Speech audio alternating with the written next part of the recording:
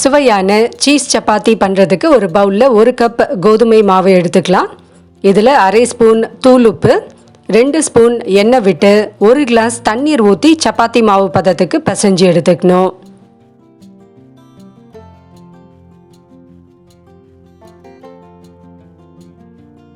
Cheese துண்டுகளை ஒரு 10 நிமிஷம் ஃப்ரீசரில் வச்சுட்டு இந்த மாதிரி துருவி எடுத்துக்கணும்.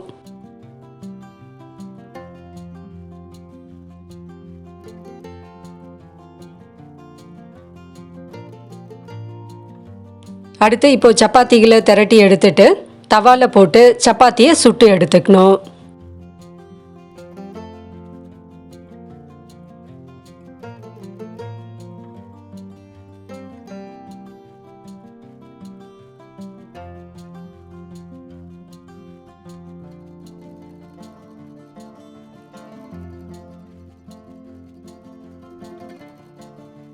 சப்பாத்திகளை இது மாதிரி சுட்டு எடுத்துட்டு அதுக்கப்புறமா சீஸ் வச்சாதான் நமக்கு சப்பாத்தி நல்லா டேஸ்டியாக இருக்கும். நம்ம திரட்டும் போதே சீஸ் வச்சு திரட்டினோன்னா ஒரு பக்கம் வேகாமலே இருக்கும்.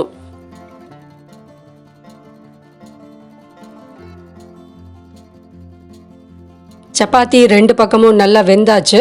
இப்போ அடுப்பை லோ ஃப்ளேமில் வச்சுட்டு ஒரு பக்கம் மட்டும் இந்த மாதிரி டொமேட்டோ சாஸை எல்லா பக்கமும் படுற மாதிரி தடவி விட்டுட்டு கொஞ்சமாக சில்லி ஃப்ளேக்ஸை தூவி விட்டுட்டு நம்ம துருவி வச்சிருக்க சீஸையும் இதில் போட்டு தூவி விட்டுடணும்.